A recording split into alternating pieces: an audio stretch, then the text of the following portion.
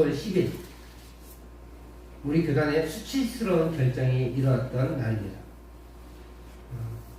38년 9월 9일에요. 27회 조선장로교 총회, 우리나라 요즘 예전 우리 교단의 이전 말씀의 저희 명칭이에요. 지금은 대한예수교 장로회 총회라고 얘기하는데 예전에는 이제 대한민국이 아니었으니까 조선장로교 총회라고 했습니다. 그 총회가 평양의 서문박 교회에서 있었어요. 올해도 지난 9월에 대전 새로남교회에서 총회가 있었는데요. 이제 그날 저녁 9월 9일 총회가 개회되고 그날 새로운 총회장이 선출됐어요. 그리고 이제 그 당시에 교통이 안 좋으니까 총회를 저녁에 시작해서 그날은 이제 총회장만 새로 선출하고 임원들만 선출하고 다음 날부터 이제 안건 회의가 진행이 됩니다. 10일 날 다시 모여서 이제 안건을 논의하기 시작했는데, 그런데 그 시간에 신사참배가는 성경의 정신에 위배되지 않는다라고 해서 신사참배를 결정해 버렸어요. 타협이라는 수치스러운 결정을 한 거예요. 이날 새로 총회장으로 선출된 이 홍택희 씨는 하나님의 뜻대로라는 제목으로 설교하는 게 이 신사참배 문제를 불법적으로 통과시켜버렸습니다. 설교는 하나님의 뜻대로라고 했는데, 그래서 신사참배 문제가 하나님의 뜻이다라고 이렇게 강조를 한 것 같아요. 근데 그 모든 행위는 불법적인 행위로 통과를 시켜버린 거예요. 원래 반대 의견을 물어야 되는데 반대 의견이 한 명이라도 있으면 다시 투표해야 돼요. 다시 논의해야 되고. 근데 이 결정에 반대하시는 분은 아니요 하십시오 라고 묻지 않았어요. 그리고 바로 그것을 끝내버리고 총회장 명의로 성명서를 발표합니다. 그러니까 미리 성명서를 준비한 거예요. 어떻게든 통과시키고 성명서를 발표하겠다라고 결정을 한 거고, 그렇게 준비한 거죠. 그리고 그날 정오에 점심시간을 이용해서 총회 총대들이 다는 아니지만 시범적으로 평양에 있는 신사에 가서 절을 하고 돌아왔다고 합니다. 참배를 하고 온 거예요. 물론 이 선교사님들이 가만히 있을 리 없잖아요. 그죠? 그래서 선교사님들이 다음날 발언을 못하고 긴급 동의안이라는 걸 제출하면 그 긴급 동의안은 무조건 받아들여야 돼요. 선교사님들이니까 그래도 꽤 영향력이 있었음에도 불구하고 그 발언을 허락하지 않습니다. 그리고 제출되면 무조건 해야 되거든요. 긴급 동의안 제출하는 것은 그래서 어떤 조직적으로 방해하는 그 세력들을 막기 위해서 그래요. 사람들이 살다 보면 어떤 사람들의 억울함을 조직적으로 막을 수도 있거든요. 인간이기 때문에. 그래서 그것을 막기 위해서 긴급 동의안을 제출하면 발표를 합니다. 그래서 토론에 붙일만 하면 토론에 붙이고 못 붙일 것 같으면 안 붙이기도 하고 그래요. 어쨌든 발언을 하게 해야 되거든요. 근데 그 발언의 기회를 주지 않습니다. 심지어 선교사님들이 했는데도. 그래서 그 동의안을 기각시켜버렸어요.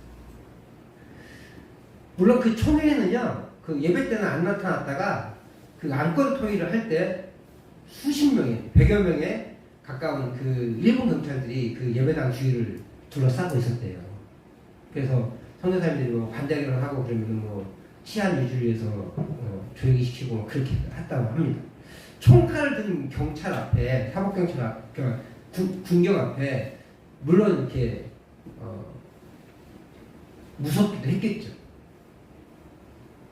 그런데 핵심은 미리 포섭된 목회자들이 상당수 있었다는 거예요.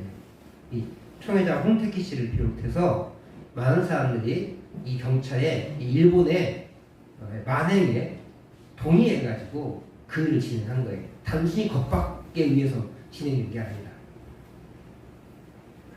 우리 교단의 가장 수치스러운 날을 할 수 있을 것입니다. 이 일로 인해 1951년 한국교회는 전쟁 중임에도 불구하고 교단이 분열되는 사태가 일어나요. 부산에 가면 고신대학교 있죠? 고신대학교 가면 고신대학교 교단이 고신인데, 고신 측은 신사참배를 가결한 교단 사람들을 용납하는 교단이 있을 수 없다라고 따로 떼어져 나가서 고신구단을 만들어냅니다. 뭐 거기 안에서 또 분리되어서 재건파마 이런 사람들도 있긴 해요. 더욱 보수적인 사람들이. 어쨌든 핵심은 우리 교단은 전체적으로 신사참배를 용인하는 사람들에 대해서 묵과하고 넘어갔었어요. 근데 그걸 용인할 수 없다고 해서 교단이 갈라집니다. 그래서 대체적으로 신사참배 때 반대하고 목숨을 걸고 신앙을 지킨 분들은 고신 측에 많이 가셨고, 신사참배를 피해서 만주로 도망가신 분들이 사실 죄송한데 우리 교단에 많이 남아있어요.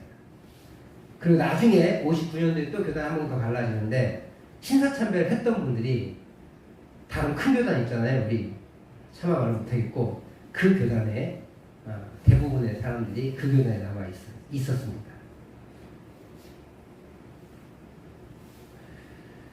안타깝게도 그 이후에 70여 년 사이에 교단이 200개 넘게 갈라졌어요.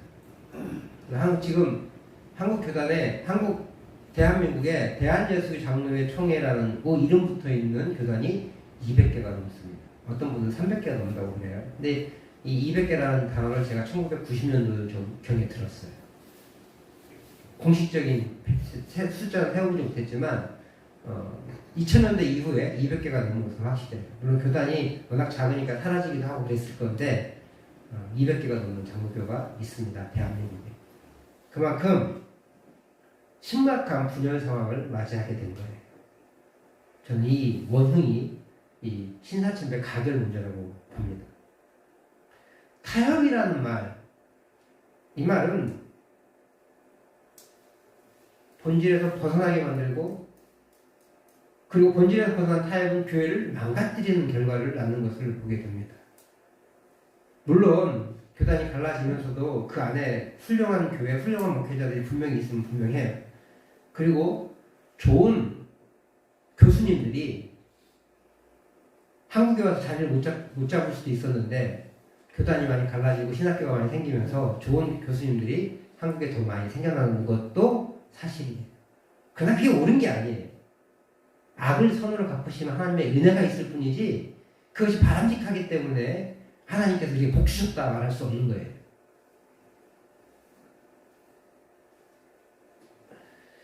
그래서 있잖아요. 종교에 있어 타협이라는 말은 좋은 의미로 사용되지 않습니다. 우리 일상에서도 타협이라는 말은 그렇게 좋은 의미로 사용되지 않잖아요. 특별히 종교에서는 타협이라는 말은 아주 교회를 망가뜨리고 흐트러뜨리는 그런 것이라고 믿어요. 그런데 오늘 성경은 어찌 보면 타협을 보여주는 것 같아요. 원칙주의자와 진보주의자가 서로 맞붙었어요. 야, 잠깐만 기다려봐. 이것도 있고 이것도 그러니까 적당히 가자. 이렇게 보이거든요. 그런데 그 타협이 아니라 오히려 이 서로의 언쟁을 자신의 주장을 줄이면서 일치되어 가는 모습을 보게 됩니다. 교단이 왜 분열됐겠어요? 처음엔 신학적인 문제죠. 근데 그 신학적인 문제에 있어서 서로의 양보가 전혀 없었던 거예요. 근데 오늘 성경은 어떤 것이 더 하나님을 위한 길인지에 대한 진중한 고민이 있었고, 그로 인해서 일치를 찾아가는 모습을 보게 됩니다. 교회는 지금 심각한 대립에 처해 있잖아요. 하나님의 나라의 백성이 되는 길이 오직 믿음인지 아니면 할례와 율법까지도 포함되는지 심각한 갈등이 있는 거예요. 할례와 율법을 포함시키면 율법주의다. 지금 우리는 다 알고 있지만, 우리는 이 율법주의란 말 때문에 우리가 놓쳐버리는 수많은 하나님의 뜻이 있어요. 물론 신학이 잘못 반영됐기 때문에 그것이 오해로 나와서 오늘날의 이 구원파적인 구원론이 우리는 이 한국교회에도 있고 전 세계에 있거든요. 그러니까 율법과 할례가 무조건 무시되어서는 안 돼요. 그러니까 사실은 이 율법과 할례, 믿음으로의 구원, 이 문제는 놓칠 수 없는 문제거든요. 각자의 입장에서는.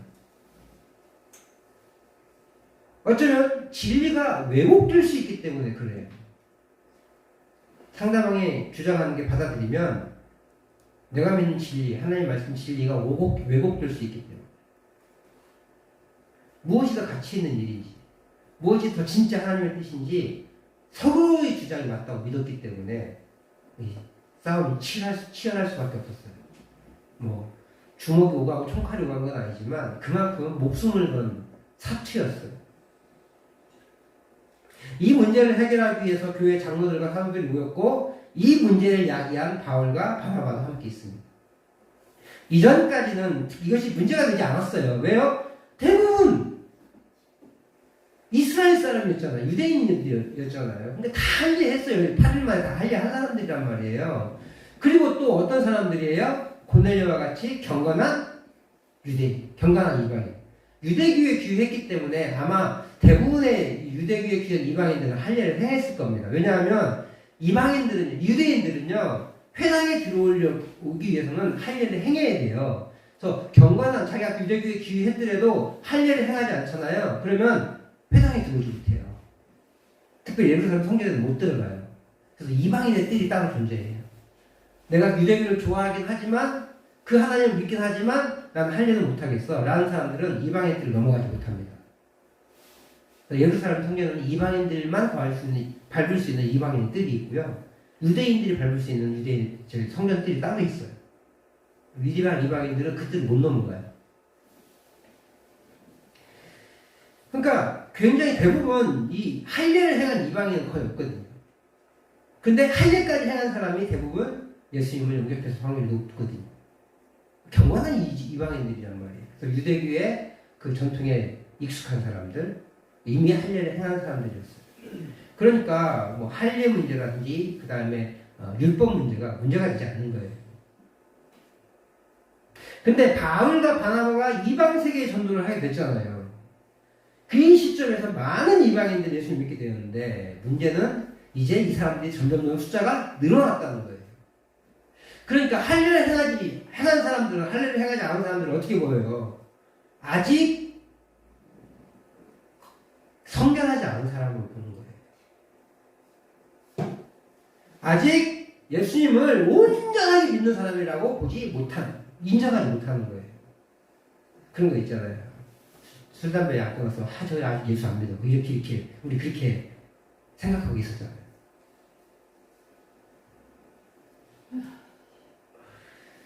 그럼 할례받지 못한 이방인이 하나님의 백성이 될 수 있느냐 없느냐의 문제는 심각해지는 거예요. 그 문제가 돼도 되는 거예요. 그래서 장로들과 사도들이 한 자리에 모인 거죠. 많은 변론이 있으니 바에드로 사도가 최후 변론을 지난주에 했었죠. 이방인도 우리와 동일하게 주 예수의 이름으로 구원을 받는 줄 나는 믿는다 라고 베드로 사도가 선언했는데 아무도 대답을 못해. 맞습니다라고 말 못하는 거예요. 그리고 또 아닙니다라고 말 못해. 왜요? 베드로 사도니까. 가만히 있습니다. 이 말은 맞다고 얘기하는 사람이 없다는 뜻이에요, 대부분. 그러자 이제 다시 바울과 바나바가 나타나서 내가 지난 몇 년 동안, 지난 수십 년 동안, 십수년 동안 있었던 이야기, 또 특별히 안디옥에 출발해가지고 그 길리기아 지방을 쭉 지나서 전도했던 이야기를 하면서 그런 데 있잖아요. 성령님이 그들에게 역사했습니다. 라고 얘기하는 거예요. 베드로 사도도 그랬잖아요. 성령께서 역사하시기 때문에 이 일은 틀림없이 믿음으로 구원받는 일입니다. 라고 다시 간증을 하게 된 거예요. 야고보 장로님. 야고보서의 저자이고 예수님의 제자예요. 야고보 사도는 아니에요. 예수님의 동생이면서 한 그 교회의 중요한 역할들을 감당했던 그 사람. 나이는 40에서 50대 정도 됐을 거예요. 40대를 넘어서 한 45세 이후에나 한 50대 정도 됐을 겁니다. 그러니까 교회에 중요한 역할을 감당하고 있는 사람이에요. 예수님 33세에 돌아가셨으니까 야고보가 아무리 나이가 많아도 32살일 거 아니에요. 그죠? 그리고 그 10수년 동안, 약 25년 동안 예수님 돌아가신 다음에 야고보 장모님도 이제 제대로 예수님을 그리스도로 믿기 시작했거든요. 그전에는 안 믿었어요. 그러다가 이제 교회에서 예수님의 동생으로서 또 신앙인으로서 열심히 봉사하다 보니까 아무래도 예수님 동생이니까 말빨이 좀 쓰잖아요. 그래서 교회의 지도자가 된 거예요. 사도는 아니었지만 장로예요, 장로. 그래서 그가 마지막으로 이 베드로 사도의 말과 그 다음에 바울과 바나바의 간증과 이걸 총합으로 해가지고 이제 최종적으로 얘기를 하는 겁니다. 베드로 사도의 의견이 맞다. 그것을 아모스 2장 11절 12절 말씀을 인용해가지고 하는 거예요. 하나님이 이방인들로 줄을 찾게 하려고 했다. 이 아모스에. 그러니까 이 베드로의 의견이 맞는 것이 확실하다라고 얘기하는 거죠. 그래서 야고보 장로님이 뭐라고 하냐면 이방인들이 구원받는 것이 하나님의 뜻이고 그것을 할례가 반드시 수반되어야 하지 않는다라는 걸 보여줘요. 근데 야고보 장로는 여기서 멈추지 않고요. 몇 가지 조건을 답니다. 어떻게 보면 이게 타협 같아요.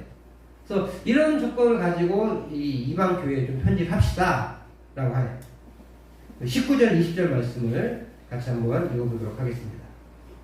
시작. 그러므로 내 의견에는 이방인 중에서 하나님께로 돌아온 자들을 괴롭게 하지 말고 다만 우상에 더러운 것과 음행과 목매어 죽인 것과 피를 멀리하라고 편지하는 것이 옳으니. 이제 할례를 주장하고 그 다음에 율법을 행해야 된다라고 강조하는 것이 야고보 장로님이 뭐라고 표현해요? 이방인을 괴롭게 하는 거라고 표현했어요. 그러니까 이 말은 뭔 말이에요? 율법과 할례로 구원받는 것이 아니다라고 선언을 한 것이죠. 그런데 이방인들은 너무 쉬운 일이지만 우리에게는 너무 힘든 일이 몇 가지 있는 거예요. 이런 거 있죠. 우리 그 꼬맹이가 젊은 것이 어른들한테 반말하는 거 우리는 용납이 됩니까? 안 됩니까? 안 되죠. 근데 처음 봤는데도 나이 많은 사람이 나이 어린 사람에게 반말하는 건 용납돼요, 우리나라에서는. 근데 미국에서는 존댓말조차가 없어요. 뭐 큰일은 아니지만 그런 거예요. 근데 유대인들은 이보다 훨씬 더 심각하게 도저히 안 되는 일들이 있어요. 그걸 이제 좀 방지해 보자는 거예요. 그 우상에 더러운 것, 우상 숭배하는 것, 이걸 얘기하는 게 아니에요. 뭐냐면 우상에 드려진 재물을 먹지 말라는 거예요. 29절에 편지의 내용이 나오는데 거기에는 우상의 재물이라고 명확하게 표현하고 있거든요. 그러니까 우상의 재물을 먹지 말아라 라고 얘기합니다. 그러니까 우상에 드려진 재물. 당시에는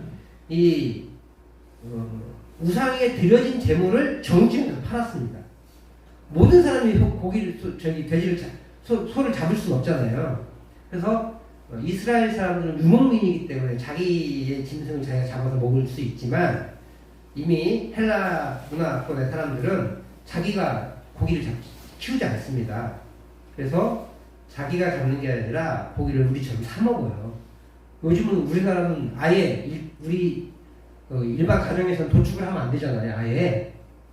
예전에는 도축을 할 수 있었음에도 불구하고 대부분 안 하고 사 먹습니다. 근데 이방 우상을 섬기는 사람들은 재물을 우상 신에게 드렸기 때문에 이것이 더 신성하다고 믿었어요. 그래서 좀 더 비싸요, 심지어.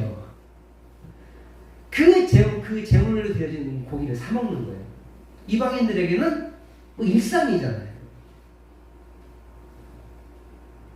근데 이 유대인들에게는 이건 우상숭배거든요.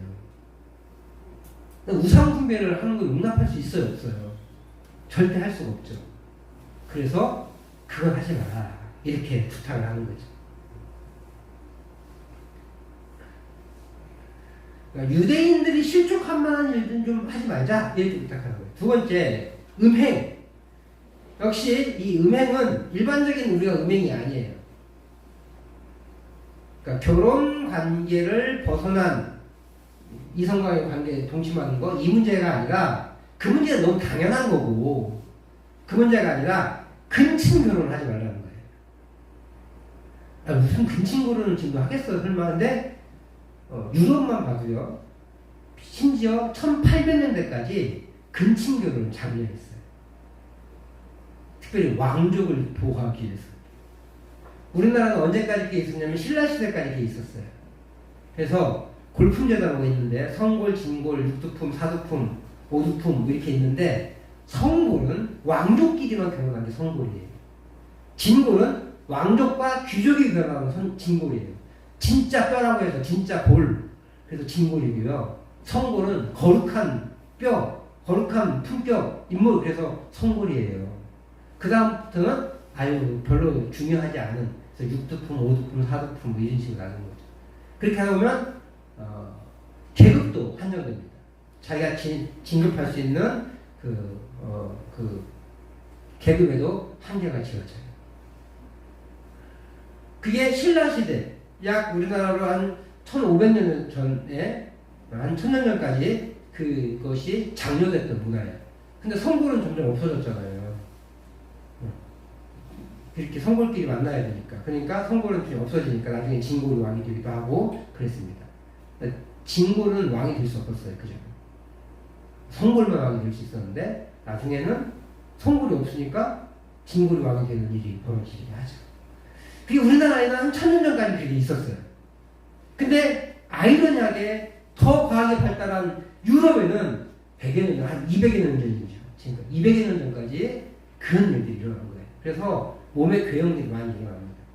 유전자 변이가 일어난 거예요. 그런 근친 결혼이 이 당시에는 굉장히 장려됐었어요. 성경에서는 이런 근친 결혼을 안 좋아하거든요. 한 것처럼 보이지만 안 좋아합니다. 그래서 친척과의 결혼은 인정하지만, 그러니까 집안에서 결혼은 인정하지만 가까운 친척과의 결혼은 금지했거든요. 근데 이방인들은 다시 말씀드리지만 유럽에서 과학이 발달했다는 유럽에서도 1800년대까지 그런 일들이 일어났다는 거예요. 그래서 이방인 신자들이 이런 문화에 노출되어 있다 보니까 이런 데 무감각하거든요. 그래서 그런 거에 대한 주의를 줘요. 근친 결혼을 하지 말자. 그게 음행의 문제예요. 세 번째, 목매어 죽인 것과 피. 이건 같은 문제인데 우리가 도살하는 방법에 의해서 우리는 이제 보통 칼을 찔러서 하잖아요. 근데 우리 옛날에 개 잡을 때 그렇게 안 하고 목을 매달았잖아요. 그러면서 또 어떻게 해요? 몽둥이로 두들기죠. 그러면 피와 그 다음에 고통을 통해서 나타난 그 호르몬이 이 뼈 속에 들어가는 거야. 살 속에. 그래서 더 육질이 부드럽고 맛있대요. 그래서 그렇게 잔인하게 개를 잡았다고 합니다. 그렇게 하지 말라는 거예요. 왜냐하면 이스라엘 사람들은 피를 못 먹어요. 피가 생명이니까. 근데 목매어 죽인 것은 피가 살 속에 남습니다. 도살을 잘해도 피 남잖아요. 그래서 우리는 어떻게 해요? 이 고기 요리할 때 핏물 빼기 위해서 하룻밤에 물을 재워놓잖아요.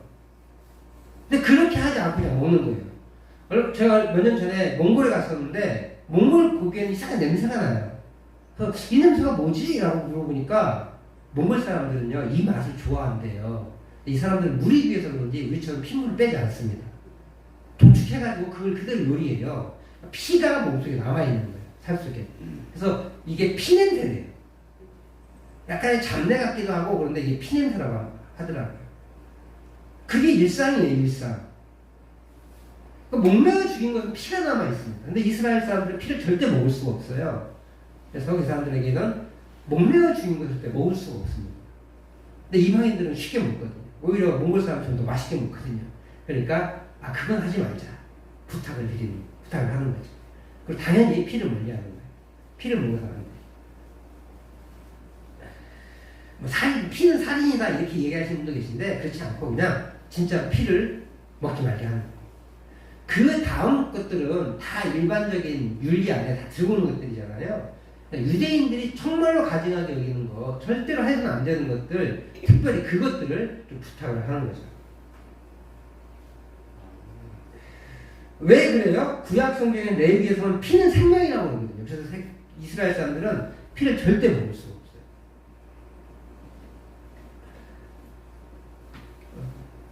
그러니까 이를 통해서 보면 피를 먹지 말라, 피를 멀리하라는 말은 너무나 당연한 말이에요. 그래서 같은 말인데 목매어 죽인 걸 먹지 마라, 그럼 피를 먹으란 말인가? 이렇게 이해할 수 있고, 피를 먹지 마라 라고 얘기하면 우선 목매어 죽인 건 피가 없겠지 라고 하면서 먹는 거죠. 그것을 방지하기 위해서 너무 중요하니까 둘을 구분해서 이야기한 것 같아요. 이 세 개의 조항, 피까지 말하면 네 개의 조항인데 이 네 개의 금기 조항은 구원의 전제 조건이라기보다는 유대인을 위한 배려예요. 아직까지는 누가 많아요? 유대인들이 많잖아요. 유대인들이 많기 때문에 유대인들이 가증히 여기는 거, 그래서 나는 저렇게 천박하고 저런 것을 하는 기독교에 들어갈 수가 없어요 라고 하는 마음이에요. 반대로 유대인들에게 할례와 율법을 지키는 게 너무나 당연하잖아요. 근데 이방인들에게 있어서는 할례를 해가는 건 너무나 큰 도전이거든요.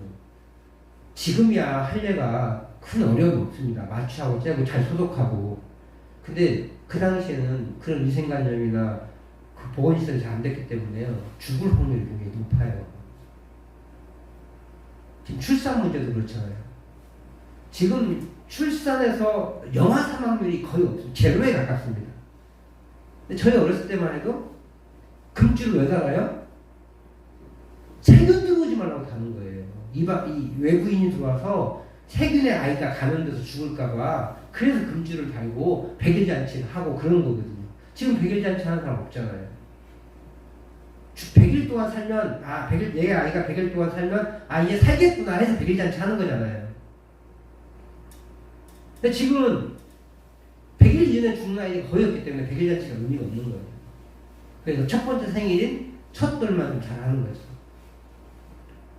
불과 몇십 년 전만 해도 영아 사망률이 되게 높은 이유가 뭐예요? 위생이 안 좋아서. 그래서 할례를 행하는 게요, 굉장히 위험한 일이었어요. 아픈 것도 아픈 거지만. 그래서 그들이 복음을 쉽게 받아들일 수 있는 문제, 쉽게 받아들이기 위해서 믿음이 아닌 문제는 제거하자. 구원의 문제가 아닌 건 제거하자. 이게 지금 이 예루살렘 공의회의 핵심이거든요. 그렇다면 반대로 유대인들이 예수를 믿어야 되는데, 유대인들이 믿게 하기 위해서 유대인들이 정말로 못하는, 근데 그게 구원과 관계없는 것이면 너희들 좀 지켜주는 게 좋지 않겠냐 라고 배려라. 그래서 저 네 가지는 했으면 좋겠다 라고 이야기를 하는 거죠. 최소한의 배려, 최소한의 절제를 요구하는 거예요. 왜냐하면 저게 어려운 것이냐 어려운 게 아니거든요. 고기 그거 안 사 먹으면 되잖아요. 조금 덜 맛있는 고기 먹으면 되잖아요. 우리도 맛있는 고기 먹고 싶죠. 근데 너무 비싸니까 고기는 먹고 싶으니까 좀 덜 맛있는 거 사서 먹잖아요. 같은 소고기거나 혹은 소고기를 먹고 싶지만 소고기는 못 사 먹겠으니까 돼지고기를 먹거나, 혹은 소고기 정말 비싼 고기가 있고 좀 싼 소고기가 있잖아요. 그래서 좀 싼 소고기를 사 먹거나 그렇게 하잖아요. 그런 거예요. 우상하게 드려진 거 먹지 말자. 피 묻은 거, 그게 맛있는 거 알겠다. 니들이 좋아하는 거. 하지만 그거 하지 말자. 근친교는 하지 말자. 어려운 게 아니었어. 그런데 그럼에도 불구하고 어찌 보면 야고보 장로의 제안은 타협이 될 수가 있습니다.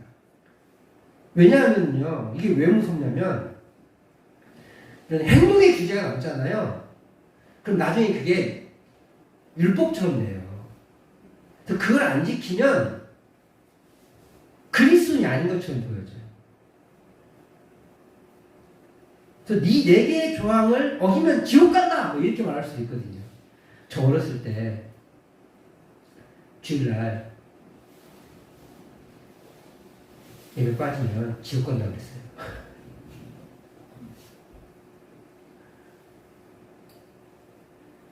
그런 줄 알았거든요. 그렇게 우리가 그 문제에 대해서 규제만 남으면 나중에는 그것이 진리처럼 왜곡이 될 수 있어요. 우리의 신앙생활에 행동의 규제만 남으면 다시 율법이 되고 우리를 얽매이게 하는 올무가 되기도 합니다. 그래서 엄격하게 혹은 공포심을 주면서 행동을 제약을 하는 것, 이것이 사실은 위험한 일이에요. 마치 주일 성수해야 천국에 가고 주일 성수해야 예수님 믿는 것이라고 강조해서 주일 성수 잘 못하는 사람들에게 저 사람은 천국 못 가? 이렇게 막 우리 정죄했잖아요, 옛날에 솔직히.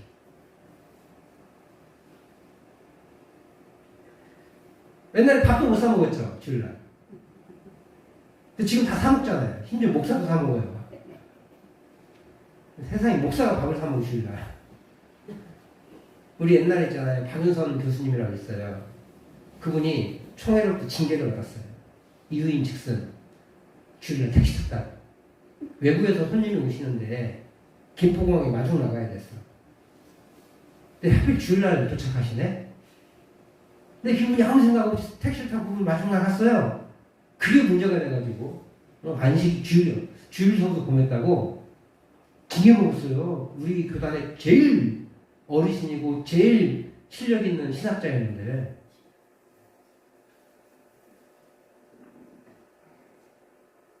지금 목사도 택시 타고 심지어 밥도 사 먹고 나가서 일도 하고. 그만큼 그 사람 행동의 제약들이 심했고 지금은 유해졌어요. 왜요?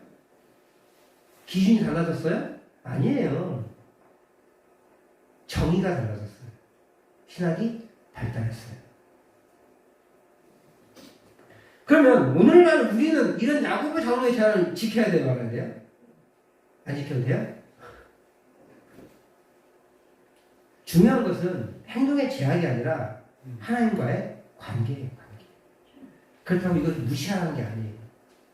예를 들어서 지난주에 언급했던 것처럼 교회 다니고 예수님 믿으면 때 한국교회 걸림돌이 뭐예요? 주초 문제, 술, 담배.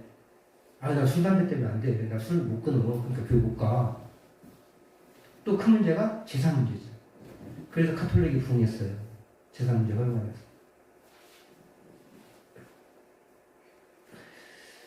이 제사 문제는 신학적인 문제가 분명히 걸려 있어요. 그래서 이게 우상숭배가 아니다. 우리 교단은 아직까지는, 우리 개신교는 우상숭배라고 믿으면서 어떤 개신교도 아직까지 제사를 허용하는 개신교는 없는 것 같아요.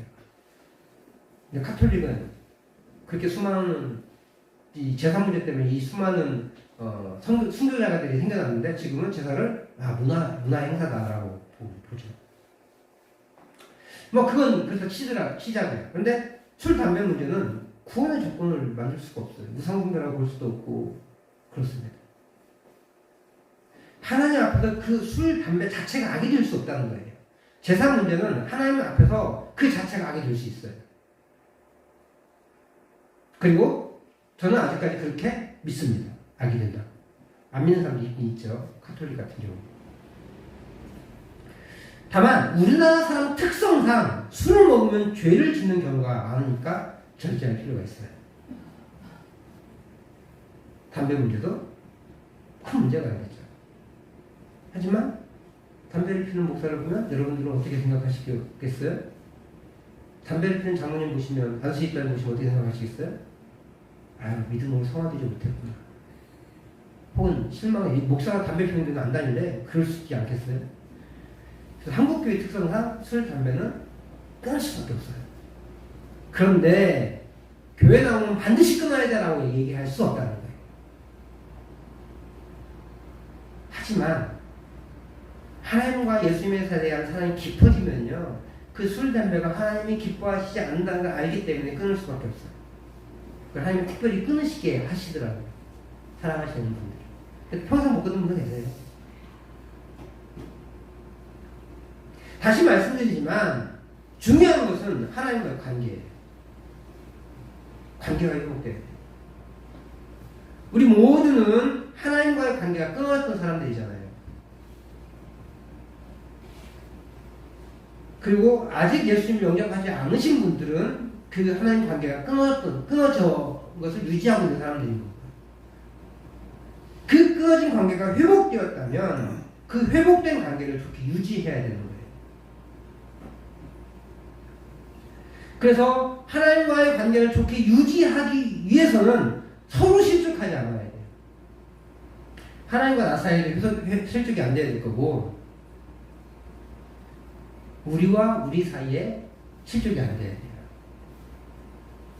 다시 말씀드려요. 여러분, 목사가 담배 피우고 술 마시면 여러분 어떻게 생각하실 거예요? 안 좋게 생각할 거잖아요. 난 저기 안 가고 싶고 그러지 않겠어요? 그래서 목사는 당연히 술, 담배를 안 해야 됩니다. 누구를 위해서요?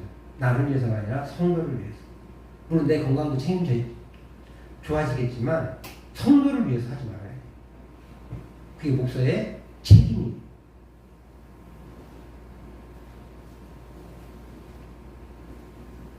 야고보 장로는 이를 위해서 그리스도인들에게 네 가지를 요구하고 있는 거예요.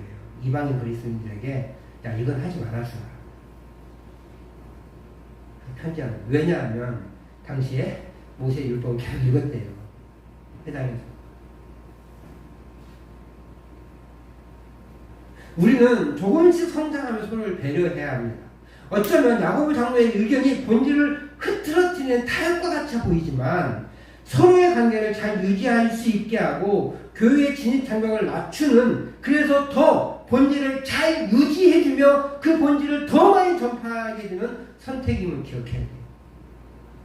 그러므로 우리 초신자들이나 새롭게 믿게 하기를 원하시는 분들에게 너무 강력한 행동의 규제를 말하기보다는 조금은 너그러운 마음가짐을 가질 필요가 있어요. 중직이 되면, 직분을 맡게 되면 그 직분에 맞는 또 책임이 있기 때문에 우리의 행동을 더 많이 절제해야 될 필요가 있겠지만, 행동의 제약을 가지고 예수 믿는 일을 하게 해서는 안 된다는 거예요. 그리고 행동을 제약을 통해서 예수 믿는 일을 방해해서는 안 된다는 거예요.